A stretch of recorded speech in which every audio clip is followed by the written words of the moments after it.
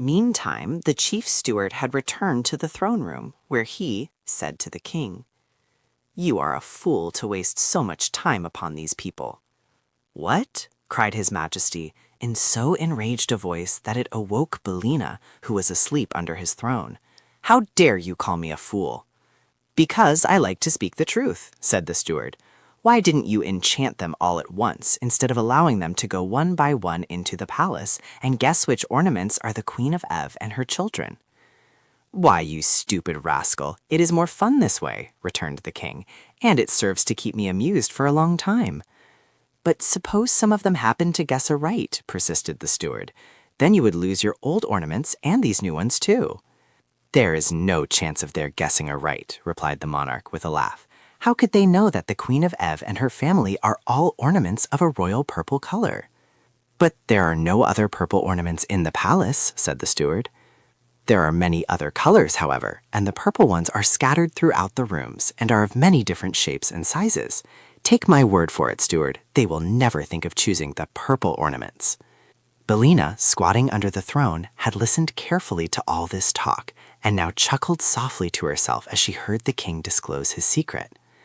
"Still, you are acting foolishly by running the chance," continued the steward roughly, "and it is still more foolish of you to transform all those people from Oz into green ornaments." "I did that because they came from the Emerald City," replied the king, "and I had no green ornaments in my collection until now. I think they will look quite pretty mixed with the others, don't you?" The steward gave an angry grunt. "Have your own way, since you are the king," he growled. "But if you come to grief through your carelessness, remember that I told you so. If I were the magic belt which enables you to work all your transformations and gives you so much other power, I am sure I would make a much wiser and better king than you are." "Oh, cease your tiresome chatter," commanded the king, getting angry again. "Because you are my chief steward, you have an idea you can scold me as much as you please. But the very next time you become impudent, I will send you to work in the furnaces and get another gnome to fill your place. Now follow me to my chamber, for I am going to bed, and see that I am wakened early tomorrow morning. I want to enjoy the fun of transforming the rest of these people into ornaments." "What color will you make the Kansas girl?" asked the steward. "Gray, I think," said his majesty. "And the scarecrow and the machine man?" "Oh, they shall be of solid gold, because they are so ugly in real life." Then the voices died away, and Bellina knew that the king and his steward had left the room. She fixed up some of her tail feathers that were not straight, and then tucked her head under her wing again and went to sleep. In the morning, Dorothy and the lion and tiger were given their breakfast in their rooms, and afterwards joined the king in his throne room. The tiger complained bitterly that he was half-starved and begged to go into the palace and become an ornament so that he would no longer suffer the pangs of hunger. "Haven't you had your breakfast?" asked the Nome King. "Oh, I had just a bite," replied the beast. "But what good is a bite to a hungry tiger?" He ate 17 bowls of porridge, a platter full of fried sausages, 11 loaves of bread, and 21 mince pies, said the steward. "What more do you want?" demanded the king. "A fat baby. I want a fat baby," said the hungry tiger. "A nice, plump, juicy, tender, fat baby. But of course, if I had one, my conscience would not allow me to eat it. So I'll be an ornament and forget my hunger." "Impossible!" exclaimed the king. "I'll have no clumsy beasts enter my palace to overturn and break all my pretty knickknacks. When the rest of your friends are transformed, you can return to the upper world and go about your business."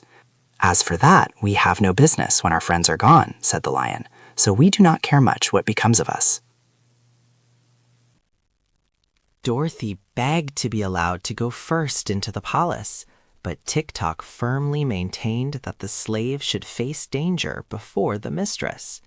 The Scarecrow agreed with him in that, so the Nome King opened the door for the Machine Man, who tramped into the palace to meet his fate. Then His Majesty returned to his throne and puffed his pipe so contentedly that a small cloud of smoke formed above his head. By and by he said, "I'm sorry there are so few of you left. Very soon now my fun will be over, and then for amusement I shall have nothing to do but admire my new ornaments." "It seems to me," said Dorothy, "that you are not so honest as you pretend to be." "How's that?" asked the king.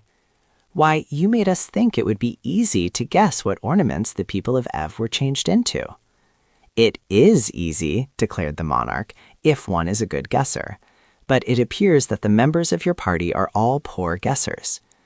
"What is Tick-Tock doing now?" asked the girl uneasily. "Nothing," replied the king with a frown. "He is standing perfectly still in the middle of a room." "Oh, I expect he's run down," said Dorothy. "I forgot to wind him up this morning. How many guesses has he made?" "All that he is allowed except one," answered the king. "Suppose you go in and wind him up, and then you can stay there and make your own guesses." "All right," said Dorothy. "It is my turn next," declared the Scarecrow. "Why, you don't want to go away and leave me all alone, do you?" asked the girl. "Besides, if I go now, I can wind up Tick-Tock so that he can make his last guess." "Very well, then," said the Scarecrow with a sigh. "Run along, little Dorothy, and may good luck go with you." So Dorothy, trying to be brave in spite of her fears, passed through the doorway into the gorgeous rooms of the palace. The stillness of the place awed her at first, and the child drew short breaths and pressed her hand to her heart and looked all around with wondering eyes. Yes, it was a beautiful place, but enchantments lurked in every nook and corner, and she had not yet grown accustomed to the wizardries of these fairy countries, so different from the quiet and sensible commonplaces of her own native land. Slowly she passed through several rooms until she came upon Tick-Tock standing motionless. It really seemed then that she had found a friend in this mysterious palace, so she hastened to wind up the machine man's action and speech and thoughts. "Thank you, Dorothy," were his first words. "I have now one more guess to make." "Oh, be very careful, Tick-Tock, won't you?" cried the girl. "Yes, but the Nome King has us in his power, and he has set a trap for us. I fear we are all lost," he answered. "I fear so too," said Dorothy sadly. "If Smith and Tinker had given me a guessing clockwork attachment," continued Tick-Tock, "I might have defied the Nome King, but my thoughts are plain and simple and are not of much use in this case." "Do the best you can," said Dorothy encouragingly, "and if you fail, I will watch and see what shape you are changed into." So Tick-Tock touched a yellow glass vase that had daisies painted on one side, and he spoke at the same time the word Ev. In a flash, the machine man had disappeared, and although the girl looked quickly in every direction, she could not tell which of the many ornaments the room contained had a moment before been her faithful friend and servant.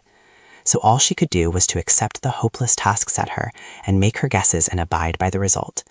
"It can't hurt very much," she thought, "for I haven't heard any of them scream or cry out, not even the poor officers. Dear me, I wonder if Uncle Henry or Aunt Em will ever know I have become an ornament in the Nome King's palace, and must stand forever and ever in one place and look pretty, except when I move to be dusted. It isn't the way I thought I'd turn out at all, but I suppose it can't be helped." She walked through all the rooms once more and examined with care all the objects they contained, but there were so many they bewildered her, and she decided after all, as Ozma had done, that it could be only guesswork at the best, and that the chances were much against her guessing aright. Timidly, she touched an alabaster bowl and said, "Ev." "That's one failure anyhow," she thought. "But how am I to know which thing is enchanted and which is not?" Next, she touched the image of a purple kitten that stood on the corner of a mantel, and as she pronounced the word Ev, the kitten disappeared, and a pretty fair-haired boy stood beside her. At the same time, a bell rings somewhere in the distance, and as Dorothy started back, partly in surprise and partly in joy, the little one exclaimed, "Where am I, and who are you, and what has happened to me?" "Well, I declare," said Dorothy, "I've really done it." "Done what?" asked the boy. "Saved myself from being an ornament," replied the girl with a laugh, "and saved you from being forever a purple kitten." "A purple kitten?" he repeated. "There is no such thing." "I know," she answered, "but there was a minute ago. Don't you remember standing on a corner of the mantel?" "Of course not. I am a Prince of Ev, and my name is Evring," the little one announced proudly. "But my father, the king, sold my mother and all her children to the cruel ruler of the gnomes, and after that I remember nothing at all." "A purple kitten can't be expected to remember, Evring," said Dorothy. "But now you are yourself again, and I'm going to try to save some of your brothers and sisters, and perhaps your mother as well, so come with me." She seized the child's hand and eagerly hurried here and there, trying to decide which object to choose next. The third guess was another failure, and so was the fourth and the fifth. Little Evring could not imagine what she was doing, but he trotted along beside her very willingly, for he liked the new companion he had found. Dorothy's further quest proved unsuccessful, but after her first disappointment was over, the little girl was filled with joy and thankfulness to think that after all, she had been able to save one member of the royal family of Ev and could restore the little prince to his sorrowing country. Now she might return to the terrible Nome King in safety, carrying with her the prize she had won in the person of the fair-haired boy. So she retraced her steps until she found the entrance to the palace, and as she approached, the massive doors of rock opened of their own accord, allowing both Dorothy and Evering to pass the portals and enter the throne room.